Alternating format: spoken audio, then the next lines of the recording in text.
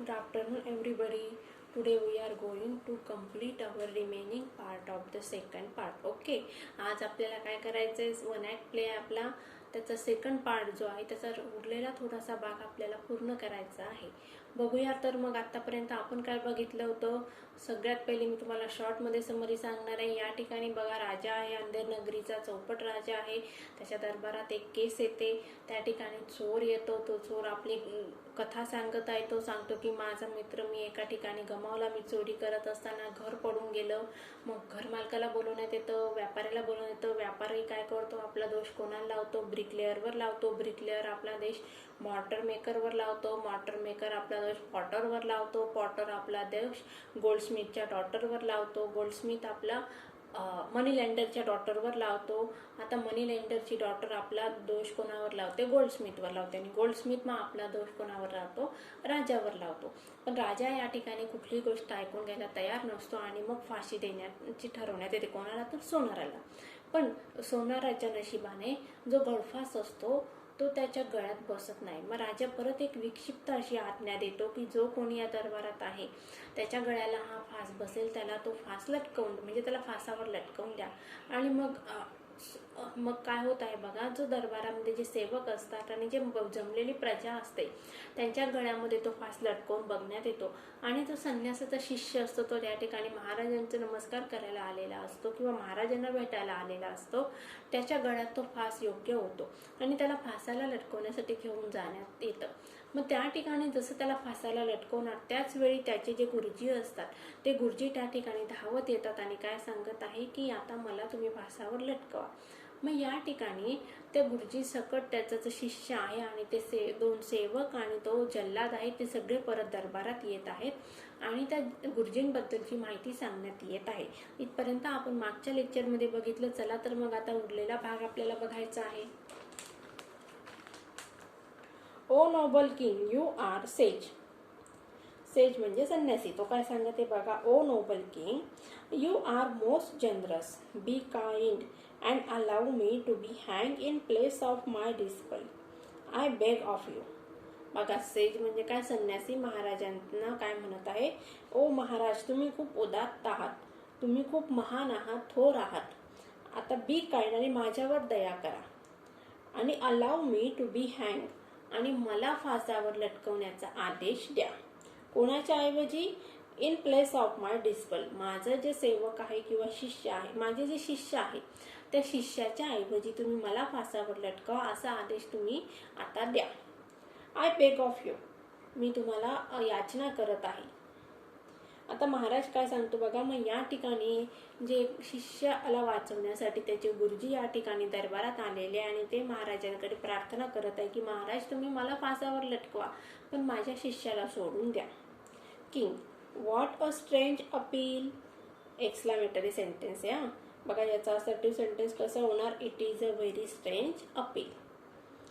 What a strange appeal and why does such a wise and holy man wish to obstruct the course of justice, may I ask. आता या ठिकाणी बघा महाराज काय म्हणत आहे, what a strange appeal म्हणजे खूपच विचित्र अशी ही याचना आहे.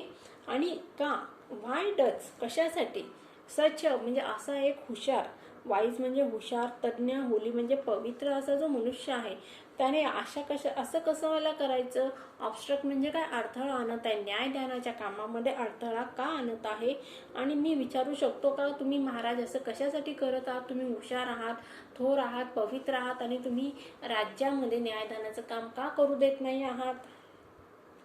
आता संन्यासी काय म्हणतो बघूया, सेज शोविंग रिलक्टन्स. आता रिलक्टन्स म्हणजे काय, अनविलिंगनेस, म्हणजे त्याची इच्छा नसते पण तो सांगतो. To let out his secret म्हणजे तो बघा अनविलिंगनेस म्हणजे काय, त्याला त्याच्या मनातील गुपित जे आहे ते सांगायचं नसतं. युअर मॅजेस्टी, तो सांगतो महाराज, द ट्रूथ इज. आता तो थांबून सांगत आहे म्हणजे त्याला असं सांगायचं आहे की माझ्याकडे खूप असं काही महत्त्वाची अशी गोष्ट आहे, गुपित आहे, ते मला तुम्हाला सांगायचं नाहीये पण मी तुमच्या धाकाने म्हणा किंवा महाराजांच्या आदेशामुळे मी तुम्हाला ते सांगत आहे. काय सांगतो ते बघूया. Your majesty, the truth is, थांबला परत, no no I can't say it. बघा थांबून थांबून बोलत आहे, या ठिकाणी तो गुढ वाढवण्याचं काम करत आहे. जे महाराज संन्यासीचे जे गुरुजी जे आहेत, संन्यासी जे आहेत, ते काय करत आहेत, ते गुरुजी ते गुढ वाढवण्याचा प्रयत्न करत आहे. King, I demanded on an explanation or I shall not have you hang in place of your disciple. आता महाराज काय सांगत आहे, मी आज्ञा करत नाहीये. डिमांडेड म्हणजे काय, मी सांगतोय तुम्हाला. काय सांगत आहे की मला तुम्ही एक्सप्लेनेशन द्या. कशासाठी? नाहीतर मी तुम्हाला फासावर लटकवणार नाही आणि तुमचा जो शिष्य आहे त्या शिष्याला फासावर लटकवून देणार. सेज, महाराज काय सांगतात, मग शिष्य काय सांगत, संन्यासी काय सांगत आहे, you see, oh, it has been predicted by the great prophets. Oh, no, I shouldn't say this. आता महाराजांना परत काय केलं जात आहे, या ठिकाणी फसवण्याचा प्रयत्न केला जात आहे. आता जे गुरुजी आहेत ते गुरुजी काय सांगत आहे, पटकन बोलत आहेत का, ते नाही. तर या ठिकाणी ते गुढ तयार करण्याचा प्रयत्न करत आहे. खूप मोठं गुपित माझ्याकडे आहे असं ते या ठिकाणी प्रिटेंड करत आहे. काय म्हणतात बघा, यू सी, तुम्ही बघा असं, it has been predicted by the great prophet. Predicted म्हणजे काय, असं भविष्य वर्तवण्यात आलेलं आहे. एक महान असा भविष्यकार होता आणि त्यांच्याकडून एक भविष्य वर्तवण्यात आलेलं आहे. बघा आता या ठिकाणी it has been predicted by the great prophet, हे पॅसिव्ह व्हॉइसचं वाक्य आहे. त्याचं ऍक्टिव्ह व्हॉइस कसं होणार, a great prophet has predicted it. लिहून घ्या ऍक्टिव्ह व्हॉइसचं वाक्य, a great prophet, the great prophet has predicted this. Oh no, I shouldn't say this. आणि परत काय सांगत आहे, मला हे सांगायला नको आहे. I shouldn't say this, याचा क्वेश्चन टॅग कसं होणार, should I. किंग अनॉइड, तर राजा बिचारा वैतागतो. स्पीक आउट ॲट वन्स, पटकन बोला, राजा या ठिकाणी आदेश देत आहे. आता याचं चेंज द व्हॉइस कसं होणार, speak out at once, let be speak out at once. याचं क्वेश्चन टॅग कसं होणार, shall we. Your disciple will be hang, आणि तुझा जो शिष्य आहे त्याला फाशी दिली जाईल. Your disciple will be hang, या ठिकाणी हे वाक्य पण पॅसिव्ह व्हॉइसचं आहे, परंतु या ठिकाणी बाय वापरण्यात आलेलं नाही. कोणाकडून हँग केले जाईल ते सांगण्यात आलेलं नाहीये. मग याचं ऍक्टिव्ह व्हॉइसचं कसं होणार, your disciple will be hang. आलं लक्षात, हे वाक्य काय, विल बी हँग पॅसिव्ह व्हॉइसचं आहे. बघूया आता सेज काय म्हणतो ते, the great prophets have foretold that the one who will be hanged on this day in this kingdom shall become the next king and conquer many more nations. I want to become the next great king, Your Majesty, the region over a greater country. I will go down in the history as a famous royal monarch. The future generation will read about me and my greatness for millenniums to come. आता या ठिकाणी बघा, हा जे गुरुजी आहेत ते गुरुजी अतिशय हुशार आहेत, तज्ञ आहेत, निष्णात आहेत, चतुर आहेत. त्यांनी काय केलेलं आहे, पूर्णतः या राजाला ओळखलेलं आहे. राजा कसा आहे, विक्षिप्त आहे आणि त्याचबरोबर थोडासा कसा आहे, बुद्धीचा त्याच्या ठिकाणी अभाव आहे. ही गोष्ट या ठिकाणी या गुरुजींनी ओळखलेली आहे. आणि मग त्या ठिकाणी एक नाटक त्यांनी उभं केलेलं आहे. खोटं गोष्ट ते राजाला सांगून त्याला फसवण्याचा प्रयत्न करत आहे. आणि त्याने जे नाटक उभं केलंय गुरुजींनी, त्या नाटकामध्ये बघा या ठिकाणी राजा फसून राहिलेला आहे. आता कसा फसतो आणि काय नाटक सांगत आहे किंवा कुठली खोटी गोष्ट या ठिकाणी सांगितली जात आहे ते आपण बघूया. द ग्रेट प्रोफेट्स म्हणजे काय, भविष्यकार. हॅव फोरटोल्ड, सांगण्यात आलेला आहे. Present perfect tense. That the one who will be hang on this day, की जो कोणी आजच्या दिवसाला फाशावर लटकवला जाईल. इन दिस किंगडम, आणि कुठं, या राज्यात. शाल बिकम, होणार. शाल म्हणजे फ्युचर टेन्सचं वर्ब आहे ना ते, म्हणजे भविष्यात तो होणार. बी द नेक्स्ट किंग, म्हणजे तो भविष्यामध्ये एक महान असा राजा होणार, कुठला ह्याच राज्याचा, म्हणजे ज्याला आज फाशावर लटकवला जाईल तो भविष्यामध्ये या देशाचा महान राजा होणार. अँड कंक्युअर मेनी मोर नेशन्स, आणि तो अनेक अशा राज्य पादाक्रांत करणार, अनेक अशा राज्यांचा काय होणार, महान राजा बनणार. I want to become the next great king, आणि मला अशा महान असा राजा व्हायचं आहे. बघा या ठिकाणी गुरुजींनी काय केलेलं आहे, राजाला चुना लावलेला आहे. काय सांगितलं त्याला, की जो कोणी आजच्या दिवशी फासावर जाणार तो महान राजा होणार. आता मृत्यूनंतर पुढचा जन्म आपल्याला माहिती आहे का नाही, मिळणार आहे की नाही माहित नाही, पुढचा जन्म आपल्याला कोणालाच माहित नाहीये. हा जो प्रेझेंटचा जन्म आपल्याला भेटलेला आहे, म्हणजे जे आता आपलं सध्याचं आयुष्य आहे तेच आपल्याला आनंदाने जगायचं आहे, आणि नंतरचं आयुष्य कसं असेल आपल्याला काहीच माहित नाही. मग या ठिकाणी गुरुजी काय करत आहे, या राजाला सांगत आहे की आजच्या दिवशी जो कोणी फासावर लटकवला जाईल ना तो भविष्यात एक महान राजा बनणार आहे. म्हणजे मग या ठिकाणी आता एखाद्या व्यक्तीला मरावं लागणार आहे आणि तो मेल्यानंतर महान राजा बनेल. आपल्याला माहिती आहे का मेल्यानंतर काय होणार आहे, आपलं नाही. जन्म आपल्याला याच राज्यात मिळेल हे माहिती का नाही, आणि तो भविष्यामध्ये काय बनेल हे पण आपल्याला माहित नाहीये. मग या ठिकाणी गुरुजींनी काय केलेलं आहे, महाराजांना खोटं बोलून फसवण्याचा प्रयत्न केलेला आहे, आणि महाराज पण त्या गुरुजींच्या बोलण्यामध्ये फसलेले आहेत. बघूया काय होतं पुढे. I want to become the next great king your majesty and reign over the greater country, आणि मी खूप अशा राज्यांवर मग काय करेल, राज्य करेल. I will go down in the history as a famous royal monarch, आणि मग इतिहासामध्ये माझं नाव एक महान असा, फेमस म्हणजे प्रसिद्ध असा, रॉयल मोनार्च म्हणजे काय, एक महान राजा म्हणून माझं नाव घेतलं जाईल, एक श्रेष्ठ राजा म्हणून माझी गणना केली जाईल. The future generations will read about me, आणि येणारी जी पुढची जनरेशन आहे, पुढची जी पिढी आहे ती मला वाचेल, म्हणजे पुस्तकांमध्ये, हिस्ट्रीच्या पुस्तकामध्ये माझं एक चांगलं, इतिहासाच्या पुस्तकामध्ये एक महान राजा म्हणून माझा गौरव केला जाईल, आणि भावी पिढी मला वाचेल किंवा ते मला आठवतील किंवा माझा एक चांगला राजा म्हणून ते माझं गुणगौरव करतील.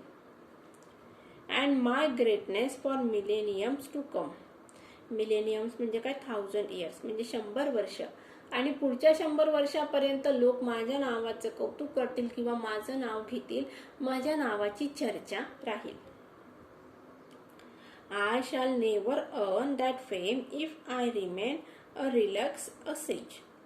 बघा आता गुरुजी काय सांगते, मग मी जर एक संन्यासी म्हणून जगलो, एक संत म्हणून जगलो, तर मला एवढी प्रसिद्धी मिळणार नाही. Relax means a person who lives away from all others, म्हणजे संन्यासीस, दुसऱ्यांपासून जो विभक्त राहतो, म्हणजे जंगलात जाऊन राहतो, देवाचं भजन करतो, नामस्मरण करतो, त्याला काय म्हटलं जात असतं, संन्यासी, त्याला अर्थ रिलॅक्स म्हटलं जातं. A sage, so do grant me this favour, मग तुम्ही काय करा महाराज, ग्रँट मी दिस फेवर म्हणजे काय, माझ्यासाठी एवढी गोष्ट मान्य करा. O king let me die at the gallows today, आणि आज मला, आजच्या दिवसाला तुम्ही फासावर लटकवून द्या किंवा मला फासावर जाऊ द्या, याचे आदेश मला द्या. किंग, द नेक्स्ट किंग, पुढचा राजा, and this kingdom will expand, आणि हे राज्य आहे ते एक्सपांड म्हणजे काय, याचा विस्तार होणार आहे. Glory for the millenniums to come, आणि पुढच्या 100 वर्षासाठी मिळणारं वैभव, नाव, प्रसिद्धी. Why no one but I should be entitled to this privilege. आता महाराज काय म्हणतो, कोणी कशाला, मीच जातो ना फासावर, मलाच हा गौरव मिळाला पाहिजे. Guards, take me to the gallows and hang me at once without any delay. बघा महाराज आदेश देत आहेत सेवकांना, सेवक इकडे या आणि पटकन मला घेऊन चला कुठं वधस्तंभावर, आणि मला पटकन फासावर लटकवा. कुठल्याही प्रकारचा उशीर करू नका आणि मला फासावर तुम्ही लटकवा. हरी अप, चला पटकन, डोंट वेस्ट टाइम, अजिबात वेळ घालवू नका. व्हॉट अ वंडरफुल फेट इन माय नेक्स्ट लाईफ. बघा काय सांगत आहे, पुढच्या जे माझे आयुष्य आहे त्यामध्ये माझं नशीब किती छान असणार आहे. अ किंग वन्स अगेन, परत मी महाराज बनणार. Goodbye world, see you again. तो सगळ्यांना काय करत आहे, नमस्कार करत आहे आणि त्या ठिकाणाहून निघून जातो. ऑल एक्झिस्ट, सगळे निघून जातात. बघा विद्यार्थ्यांनो, अतिशय इंटरेस्टिंग असा हा ड्रामा आहे. एक राजा ज्याला राज्य कसं करायचं ही गोष्टच माहीत नाही आहे. म्हणजेच थोडक्यात त्याला नशिबाने हे राज्य मिळालेलं असणार. बुद्धीचा अभाव आहे, सारासार विचार करण्याची वृत्ती नाही आहे. या ठिकाणी सगळ्यात पहिले जर त्याने चोराला जर शिक्षा केली असती तर ही संपूर्ण गोष्ट घडली नसती आणि ती गोष्ट राजाच्या मृत्यूला कारणीभूत ठरली नसती. त्याचबरोबर राजा कसा आहे, हलक्या कानाचा आहे. संन्यासाने जे काही सांगितलं त्या गोष्टीवर राजाने पटकन विश्वास ठेवला आणि स्वतःच फासावर जायला तयार झाला. आता या ठिकाणी त्याला एक गोष्ट समजत नाही की आजचं जे आयुष्य आहे ते आपण जगून घ्यायला पाहिजे. उद्याचं कोणी बघितलं म्हणजे मरणानंतर काय असतं ही गोष्ट आपल्याला माहीत नाही आहे. परंतु या गोष्टीमध्ये राजा अडकून गेला की आता म्हणजे तो आता जिवंत राहिला असता, चांगलं राज्य केलं असतं, राज्याचा विस्तार केला असता तर त्याचं नाव इतिहासामध्ये अजरामर झालं असतं. पण ही गोष्ट त्याला आता प्रेझेंट काय ते माहीतच नाही आहे. फ्युचरचा विचार करून हा बिचारा राजा प्रेझेंटचं आयुष्य गमावून बसलेला आहे आणि तो स्वतःला फासावर लटकवून घेत आहे. अशा प्रकारे एक मूर्ख विक्षिप्त असा राजा आहे आणि त्याच्याकडून सगळ्या प्रजेवर जो अन्याय होत आहे तो अन्याय रोखण्याचं काम कोणाकडून करण्यात आलेलं आहे, संन्यासाकडून करण्यात आलेलं आहे. अशा प्रकारे आज आपण अतिशय इंटरेस्टिंग, मनोरंजक अशी आणि बोधपर अशी गोष्ट शिकलेलो आहोत. मग या ठिकाणी आपल्याला बोध काय मिळत आहे, एखादी जी उच्च पदस्थ व्यक्ती असते त्या ठिकाणी तिची सारासार विचार करण्याची बुद्धी पाहिजे, क्षमता पाहिजे, नॉलेज पाहिजे, ज्ञान पाहिजे आणि त्याचबरोबर तत्पर न्याय देत असताना आपल्याला आजूबाजूची परिस्थिती काय आहे ती परिस्थिती ओळखून त्या ठिकाणी न्यायदानाचं काम करण्यात आलं पाहिजे. म्हणजेच थोडक्यात या ठिकाणी काय सांगायचं आहे, सध्याची जी आपली जी प्रेझेंट सिच्युएशन आहे, जी समाज व्यवस्था आहे ती कशी आहे की समोर येणाऱ्याला म्हणजे तो चोर असू दे का संन्यासी असू दे, चोराला सोडून संन्यासाला फाशी दिली जात आहे. आणि या ठिकाणी मग संन्यासी काय करत आहे, आपल्या बुद्धीच्या बळावर स्वतःला वाचवून मूर्ख व्यवस्थेचा फज्जा पाडत आहे किंवा मूर्ख जी व्यवस्था आहे, जी अन्यायी अशी व्यवस्था आहे, त्या अन्यायी व्यवस्थेचा गळफास घेत आहे. असं चित्र आपल्याला या नाटकाच्या माध्यमातून पुढे व्यक्त करण्यात आलेलं आहे.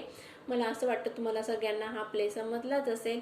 Take care and goodbye. आणि येणाऱ्या पुढच्या लेक्चरमध्ये आपण दोघं प्लेचे जे काही वर्कशॉप आहे ते आपण बघणार आहोत. सो सगळ्यांनी काळजी घ्या, घरी राहा.